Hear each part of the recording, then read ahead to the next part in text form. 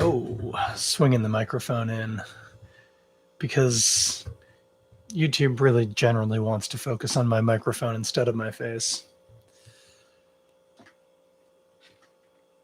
That is an impressive pile of boxes behind my head. I think my wife is trying to subtly tell me I need to clean up my office. Anyway, hey, what's up, guys? Monday night, 9:05. Late, maybe a little. Whatever. We're going to do this thing, drink some beers. Well, one, if I'm honest with you. And, oh, look. I can see waveforms when I crack my knuckles. Guys, I'm dozy right now. Dopey. Kind of tired. I didn't ride my bike to work at all last week because I had an inner tube problem, which has now been rectified. But the long and short of it is today was my first day riding and working and also running. And I'm not a young man, guys. I'm tired. I just want to drink a beer with my friends. And that's what we're here to do. Because it's Monday night on the Toronto Beer Podcast. Did I say it with me, your host, Chris Schreier? Because that's who I am. And that's where we are. I'm glad you're here with me tonight. If you're watching on the camera, oh, look at that bad boy, eh? This is an attractive can. If you're listening to the podcast, well, I'll tell you. And you read it in the title anyway. We're drinking 8-track IPA from Radical Road Brewing, a brewery who is dear to me, and yet I don't go in there nearly often enough is what it comes down to. Certainly I hadn't been down there since the pandemic. And when I walked in today, I was blown away. It's a bottle shop now. Like, it's clearly still the bar, but man, they've done a real good job in there. Really highly recommend them. Like Queen and Leslie. Go check them out. Really like them. Anyway, we're going to drink this. Picked up a couple of cans, including they have a seltzer. Haven't tried it yet. Gonna get Miss Erica to give it a whirl, and I'll drink some of it too. So hot right now, seltzers. So hot. Anyway, let's crack into this before I fall asleep at my seat. Also, obviously, have to talk about the residential schools news, which is unfortunate that it's happened. It's unfortunate we have to talk about it, but we will. You know, I tend to leave the heavier stuff to the end of the app. So, in the meantime, Radical Road, 8-track, IPA. Not even sure if I've ever had this beer. I imagine I have back in the day. Pretty sure they do a yuzu pale ale that I often drink when I'm at the Balmy Beach Club after a rugby event. But then one time at the Six Nations, I had like 5, and I had like heartburn like an old man because it was too acidic. It felt like I needed like an Alka-Seltzer or something. Anyway, did not have that.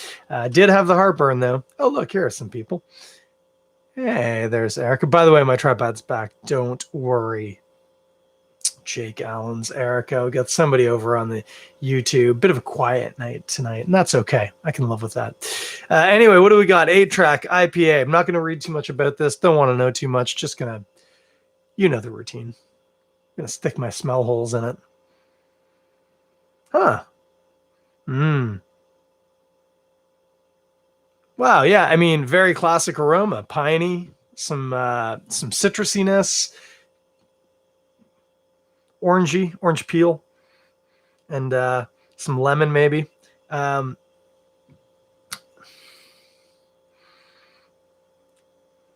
Something else going on in there. Maybe a little herbal, a little bit of parsley or dill, maybe just a touch. I think just a touch. Smells great. Smells like an IPA. It's did I show you on the pour? That's a Guinness glass. I couldn't have positioned that glass more perfectly if I wanted to. Let's try on the side there. It's not perfectly clear, but it's not a hazy boy either. This is looking a little bit more like a West Coast IPA in my books. Nice deep amber, call it. Yeah, it's all hops on the nose. Yeah, that little herbal pop. Curious about that. Let's see how it tastes. Welcome to the party, Damon. It is Yeah, that's a West Coast IPA through and through. Piney, dank, resinous, bordering on sticky, but not quite sticky. Way more pine and evergreen on the palate.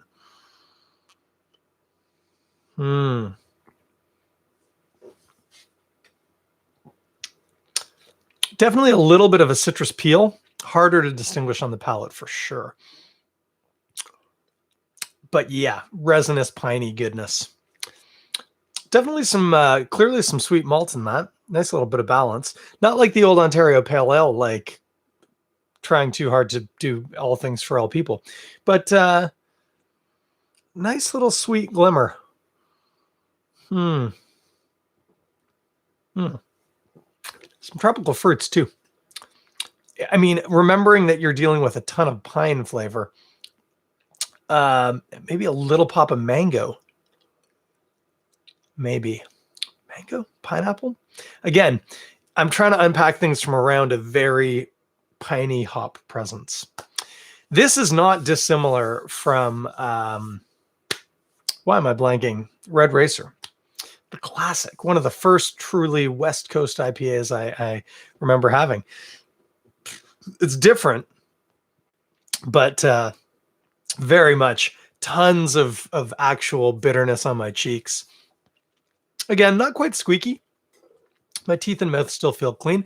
I bet if I had 2 or 3 of these, though, I would wake up tomorrow morning with like wicked hot breath.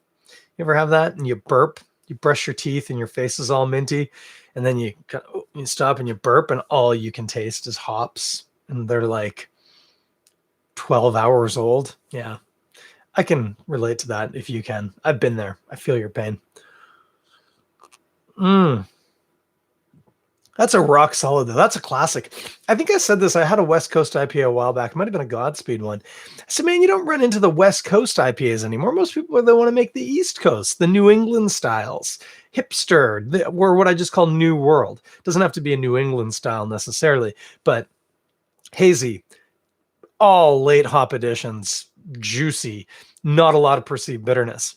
This is more like what I grew up on, which is, say, drank for the last 10 years or whatever, which is bitingly piney, dry, astringent, tons of actual bitterness in your mouth. This has a first word hop addition, I bet you. It's got a 60-minute. It's got a lot of early hopping in there, but also a bunch in the end, because you do have a ton of the aromatics. Like I say, I was getting some citrus, some pine, maybe something a little herbal on the nose. Don't really get any of that on the palate. Again, the bittering hop really worked. It did what it was supposed to do. Really nice. Let's check the can here. Gonna be an old man. Turn this to the light. 8-track was the go-to method to listen to your favorite riffs while cruising in the 70s. That's true. We did have a car with an 8-track player way back in the day. I'm not that old. We had an old car. Bursting with citrus and stone fruit. Our 8-track IPA honors this era by delivering a fully flavored beer in stereo. I wouldn't have necessarily gone with stone fruit. I'm not getting that.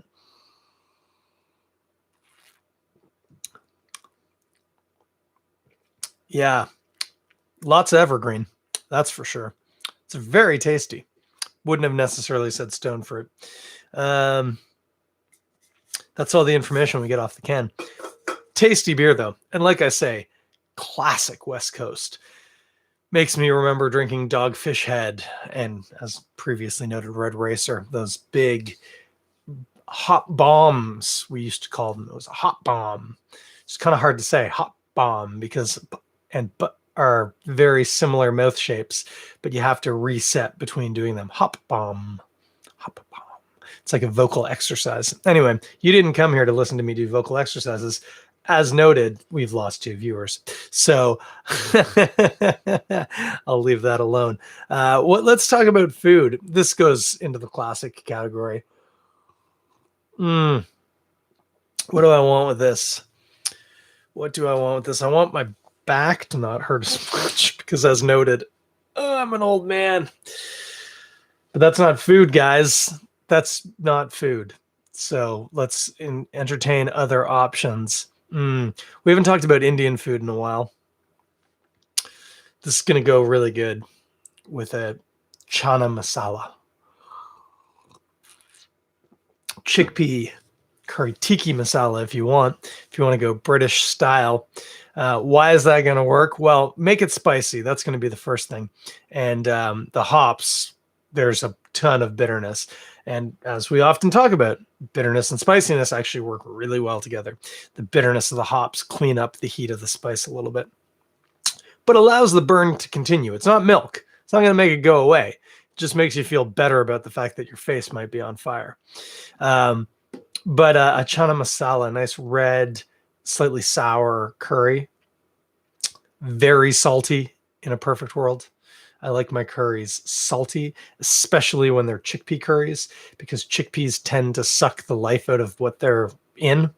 So you need to jack all the other flavors. But then, yeah, a bit of lemon juice in there, some tomato, nice creamy curry sauce. Doing it for me. Why? Well, because most of those sour flavors are not present in this beer.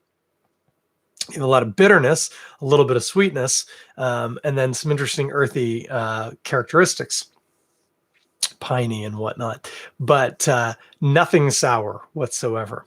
So sour and spicy with bitter and just a little sweet, and you're making harmonious moves. But the much bigger thing there, again, is that spiciness with the very, very dry, bitter IPA. This is very good. Or just eat it with some cheese. I know I always say cheese. Cheese is always the answer with beer. And this is no exception. This one's going to need a big, badass cheddar because it's not a small beer. This beer is not fooling around. Yeah, nice cheddar, good funk on it. Maybe even a little gray on the outside. How do you like your cheddar? Most people like it orange and out of a plastic sleeve. I like mine cloth bound and stinky. So that would work well. I'll tell you that. But yeah, time to have a curry. That's what we should have. We're going to try something culinarily different. I won't have one of these because it's going to be on a vegan day, which are also known as non-drinking days. Although, actually, I have to have some drinks on Wednesday because I'm helping with a project and it's going to require me to drink. That sounds completely made up, but I promise you it's entirely true. That said, typically don't drink on vegan days. But I'd seen somewhere, so we like the buffalo cauliflower. Have you ever done the buffalo cauliflower? I know if you eat chicken, it just seems stupid because you could just have buffalo chicken, which is what it's trying to emulate. First thing I want to tell you, only a complete fool would ever mistake buffalo cauliflower for buffalo chicken. There's no similarities. It's definitely cauliflower in there. And if you can mistake cooked cauliflower for cooked chicken, I don't think you're paying that much attention to what you're eating. So with that caveat out of the way, buffalo cauliflower, not meant to replace chicken, just an interesting, different thing. My thing is it's just a vessel for hot sauce, which I love. And admittedly, a tasty vessel, because of course nachos are also a vessel for hot sauce, also a tasty one. But nachos as a meal, I mean, I know a plate of nachos, but I'm just talking about nachos. Buffalo cauliflower, actually not that much of a meal either now that I think about it, yet we do it all the time. Anyway, did I mention I'm really tired? This ramble is going to be really disappointing. Anyway, we're committed now, so here we go. Sunk cost fallacy. Let's do this. We're making buffalo cauliflower this week, but I'd read something that from for non-meat eaters, but who are missing some of those classic Chinese food, especially like Canadian style Chinese food recipes. Think lemon chicken, General Tao chicken. They all basically involve chicken, and the chicken is always breaded. It's little bits of chicken that have been breaded, and then there's a fry and you put it in and you add the sauce and you have these sort of crispy breaded bits of chicken covered in thick, sweet, flavorful sauces served on rice or whatever. I saw a thing said, hey, why not do your buffalo cauliflower in a sauce like that? So we have some store-bought, because that's the best, General Tao chicken sauce that we're going to put on the buffalo cauliflower. And I'd be lying if I said I wasn't pretty excited about that. Would that work with this beer? Trying to bring this back to the beer podcast rather than just me having first thing that comes to my mind talked about. Would it go well? I don't know. I haven't tried it yet. I'm going to go with yes, but I don't know. The Hakka Indian place that we love up in Scarborough, Lynn Garden, so good. So good. I hope they made it through the pandemic. Haven't been there in over a year. Anyway, one of their signature dishes is chili chicken, which it transpires is the same as General Tao chicken, except chili chicken has a ton of green chilies in it, but otherwise it's the same sauce. So maybe I'll chop up some chilies and put it in mine and make it into chili cauliflower, which doesn't sound quite right. Certainly not as good as chili chicken. Chili chicken has a really appealing feel as you say it, even if you don't eat it. Chili cauliflower, it's that it's not a CH. That's the problem. Instead of ch. You brush your teeth. Cauliflower. Anyway, oh my gosh. Did I mention I've had a long day? I've had a long day. But that's okay, because I'm hanging out with my friends drinking a beer. Speaking of which, cheers.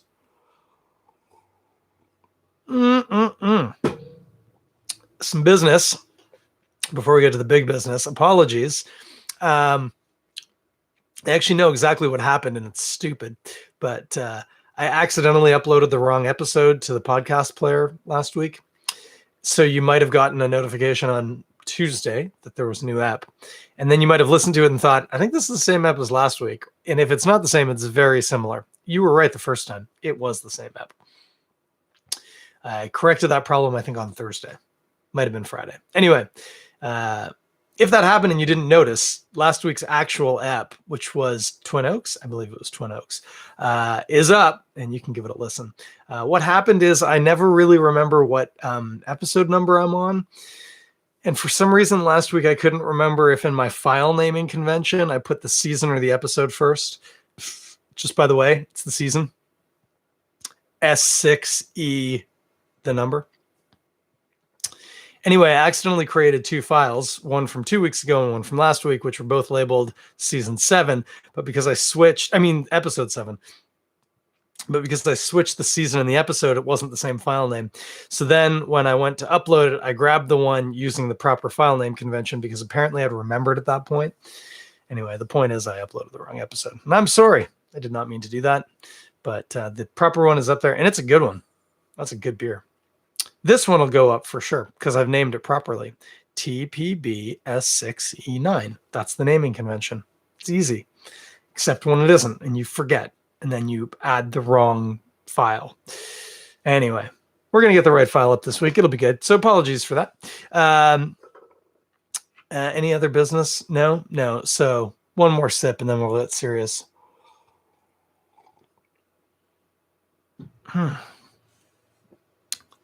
You know, as that warms a little, it's getting a little peachy. Also, I think as I'm getting a bit desensitized to the pine aspect, I'm getting a bit of peach there, which is stone fruit. So label, I'm going to give you a nod on that one. You're right. There's some peach up in there. I get it. That's tasty. Anyway, now to the not fun part. Where we have to talk about serious stuff, which is annoying because this is supposed to just be a podcast about beer. But the world keeps being awful, and it would just be silly and closed-minded to try and pretend like we operate in a vacuum and that stuff doesn't impact us. It does. Some more than others, but hopefully everyone is at least somewhat impacted now.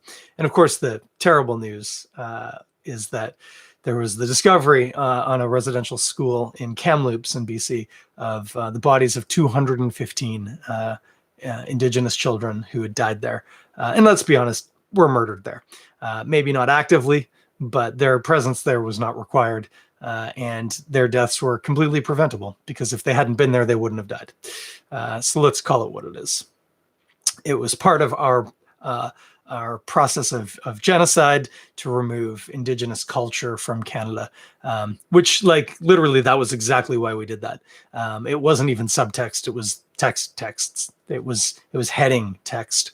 We need to breed nativeness out of these children. And the best way, as founding father Sir John A. Macdonald noted, would be to remove them into some sort of a vocational or residential school and keep them away from their families and parents and the people who love them, to make them more like white people. Literally, that wasn't his exact words, but those might as well have been his exact words, to make the Indian child, as they would say, more European. Implying, of course, that there was something wrong with being Indigenous, which is insane, but the nature of racism and where we were at then, and certainly where we're at now for a lot of people. The specifics around that story obviously are horrific. It's interesting because they thought, I'm trying to get my numbers right here, they were expecting to find 60-ish bodies, I think 50 to 60 bodies, based on records, because there were really poor records kept. So the expectation, based on oral tradition and on some investigations, was to expect, 50, 60-ish bodies to be discovered. 215, obviously, a lot more, which is horrific. That said, tons of public outrage, which is good and should be. It's a terrible thing, and it should be causing outrage. That said, the Truth and Reconciliation's Commission's final report was, I think, in 2015, 6 years ago. And it said that at least 4,000 children had died while in the care, let's put that in quotes, of the residential school system. They also said that was probably as low as it would be, and it would probably be higher than that. And also that the actual number would be unknowable because record keeping was so poor, and residential schooling goes back well over 100 years ago. So it would be hard to get all the details. Many, if not most, of the people involved are now deceased. In the running of these schools. Not all, but most. So we have to go on oral tradition for the most part. And 4,000 was the number they came up with in conversations in record keeping, of saying, did your family have a child who went to residential school and never came back? And whenever somebody said yes, they would document it. And that's where they got that 4,000 number from. But again, they noted it would almost certainly be higher. When that news came out, some people were upset. But not nearly enough, if I'm honest. And so now with this, my initial reaction, if I'm going to be honest, was, oh, that's terrible. 215 children's bodies discovered. I desperately hope we do well and right by them, and either through conversations with their bands, either repatriate the bodies or possibly leave them where they lie, but allow for family members and band members to come in and participate in a proper ceremony and proper mourning, as to their needs, not ours. That something needs to be done. But then when I saw what I can only describe as surprise, so many people's reactions seem to be that of surprise, which kind of made me think, well, where have you been? 4,000 kids at least died. There were about 130 residential schools, some notably worse than others and of varying sizes. But finding 200 graves or 215 graves on one residential school is a lot, but certainly not out of the realm of what you would expect. So while I'm really glad that a lot of people are figuring this out and realizing how horrible this is, and how painful, and just trying to unpack that level of loss. Also, people have been telling us this since 2015. And if we're honest, Indigenous people have been telling us this all along. We just haven't been listening. So on the one hand, I'm really glad that a lot of people, this has struck a lot of people. this is a problem that needs to be addressed. But on the other hand, I'm thinking, how long did this take? Like, people have been screaming this from the rooftops, and I guess, I don't know, maybe the numbers were too big. It was too hard to process. I don't know. I don't have answers to this. This is me just thinking out loud, trying to unpack some of what I've been thinking. Obviously, it's horrible, and I was upset by it. And again, when it's specifically, there's 215 graves at this school. It's one kind of mass grave site. They weren't, laid out in the way we would think about graves by Western standards, which is what we were supposed to be instilling. That's I guess maybe an easier idea to reconcile in your brain, like actual bodies in the actual ground versus data collected 4,000. But I think for me, there was just a lot of frustration that I'm like, yeah, it's terrible. And it has been for a long time. And we need to be doing better. If this is the catalyst that we start treating Indigenous people better and taking their concerns and the generational harm we've inflicted on them more seriously, then great. I don't want to take away from that at all. I think it's just, so frustrating that I'm like, yeah, I know, right? It's awful. How are we only just figuring this out now? Very frustrating. Anyway, with that said, what can you do with that information? Well, for one, probably, especially if you're what we would call a settler, like myself, a non-Indigenous person, sit with it and be really uncomfortable with it, because you should be. It's awful. And unless you're Indigenous, you are directly implicated in this. You didn't do it. I didn't do it. But we are implicated because of our role as a settler Canadian now. Our existence, our history here is directly tied to that. And we can't escape that. We can't say, well, I'm a good person, I'm woke, I give to charities, I go to marches, whatever. That's not good enough. You have to accept the fact that your existence here in this land is because of that sort of action. Could we have done it differently? Absolutely. Did we? No. So we have to live with that. So sit with it and be very upset and very uncomfortable. That's a good start. But to only do that doesn't do anybody any good. What needs to come from that then is a change of behavior and a change of understanding and some real tangible actions. I need another sip of beer. So what can you do? Well, have you read the TRC, the Truth and Reconciliation Commission report? It's not short, but it's not that long. You can easily do it, and it's freely available on the internet.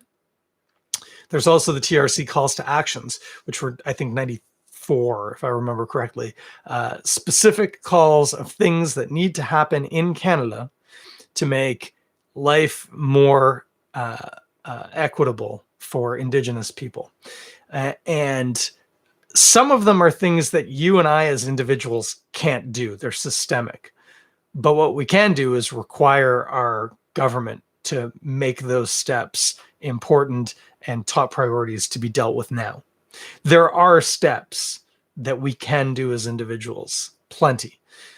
So read the calls to action and think about how you personally can implement some of those calls to action in your life. I was going to say it's not hard. It's also not easy, but it's very accessible. And at least in many cases, it will cost you nothing but your time and your emotional investment in the situation.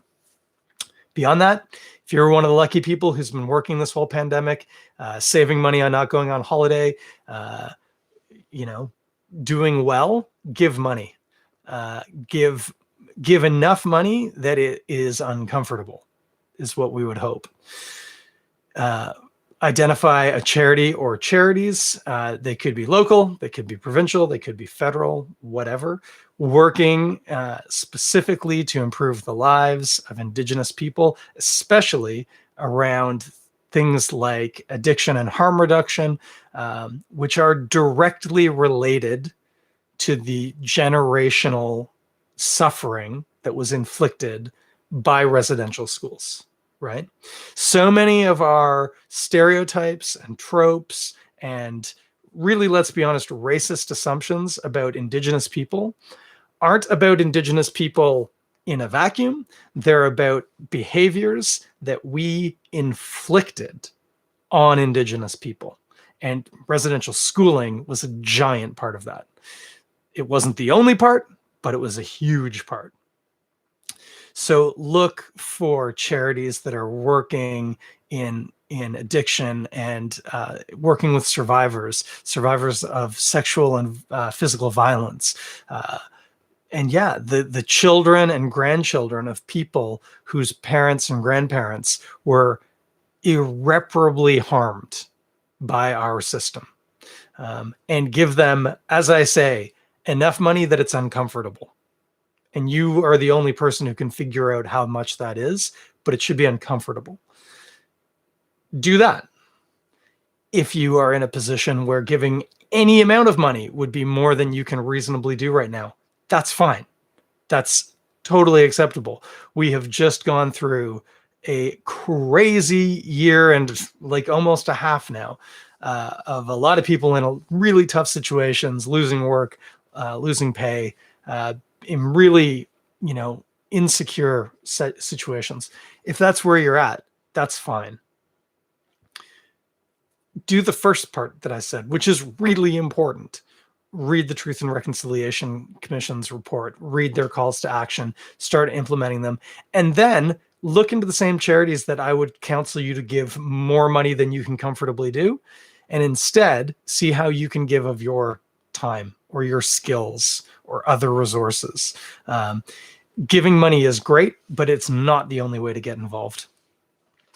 And if you really want to do something, I was going to say token, that was more harsh than what I meant, but that's along the lines of what I mean. If there's something you want to do ceremonially, perhaps, might we say, you can offer tobacco or sage if you feel comfortable doing that. If you feel like you're appropriating something, that's cool. But if you have experience and connect with that, I would definitely recommend offering. The other thing is you can leave a pair of shoes. If you live near a residential school memorial, you can leave a pair of shoes there. And if not, head on down to Queen's Park and leave some shoes on the steps of Queen's Park to remind our government of their own responsibilities in the situation. If you're listening to this and you're in Ottawa, leave them at the House of Parliament. Yeah. If you're not in Toronto or Ottawa, leave them at your city hall. Leave them at the stairs of a church, especially if it's Catholic or Anglican in your area. Leave shoes to commemorate the children whose lives were taken in an effort to try and eradicate an entire people group from our country that we did. That's what you can do. And if you want to make your social media picture orange, go for it. I did that too. Little things like that can actually help as long as you're doing the bigger things too. So if you need to do something like that, those are great options.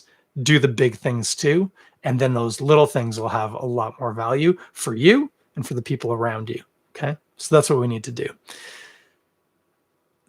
We're going to stop it there. I could probably talk for another hour. I could talk for longer than an hour pretty easily about things that we need to be doing better in terms of our relationships with Indigenous people. But let's start there. And if you guys want, let me know. I'm happy to talk at length. So with that in mind, that's your homework. The other thing, if you want to check out this beer, as I said, we're drinking 8-track IPA from Radical Road. I didn't even tell you my origin stories with Radical Road. Good golly. Oh, hey, Beer and a Bozo. You've come in right at the end, pulling what we call the Ben Johnson around here. I knew Simon and John back in the old days when they worked at Black Oak. And they brought in a whole bunch of whiskey barrels to make their first batch of Candyman. And they gave me a bottle, and it was real nice. And I really liked that beer. And I've been following their success ever since. But as noted, I haven't been into the brewery nearly enough. I need to do better at that. The problem is they're close to me, It's just there's like 6 breweries that are closer that tend to get my patronage. So my apologies, Radical Road. This 8-track's banging. And I'll forgive you for the heartburn I got from the yuzu, because that was clearly my fault. Nobody should have 5 pints of beer before noon on a Sunday or a Saturday or whatever day it was. Anyway, my bad. But this is delicious. Check them out. They have their address here. 1177 Queen Street East. Just remember, it's Queen and Leslie, or just west of Leslie. Easy to see. South side, nice big black storefront, big Radical Road logo on it. Love that. Not too far from a really nice sushi place. It's a great little strip, actually, where they are. Just down the road from the Remarkable Beans Leslieville location. I live 80 meters from their beach location. So a lot of simpatico to that neighborhood. Really like them a lot. And yeah, check them out. Like I said, whole brewery. They've taken all their tables out. It's a bottle shop now. They just have tons of good looking stuff in there. It's just as well I was on my bike and only had my mail satchel, because I could have bought a lot more stuff while I was in there. So yeah, swing in, check them out. Oh, and they were setting up. They're getting a roadside patio. So they've got their barriers in place, getting ready for the go ahead. And certainly when that happens, it's time to have some patio beers, guys, and they would be a great spot to support with that. So check them out. Check out the 8-track. Like I said, they also have a seltzer. I already had one of their beers tonight. I had this guy. This is a single hop. Just this hop on the label. It's made with HBC 586. Ooh, fruity, a little herbaceous. I liked it. You know what we say, single hop beers like that? They're testing the hop out. I'd say they succeeded. It was pretty tasty. So check out my buddies at Radical Road. So good. And oh yeah, heavy stuff. But at least if you do nothing else in the next 7 days, read the Truth and Reconciliation Commission's report and read their calls to action. If you do nothing else, do that. And yeah, take it from there. I'll be back next Monday. Nothing's on, nothing special, nothing important. Who knows what I'm going to do? I don't. I'll figure it out. I got 7 days. But until then, take care of yourself, take care of the people you love, and take care of each other out there. And I will talk at you, in 7 days.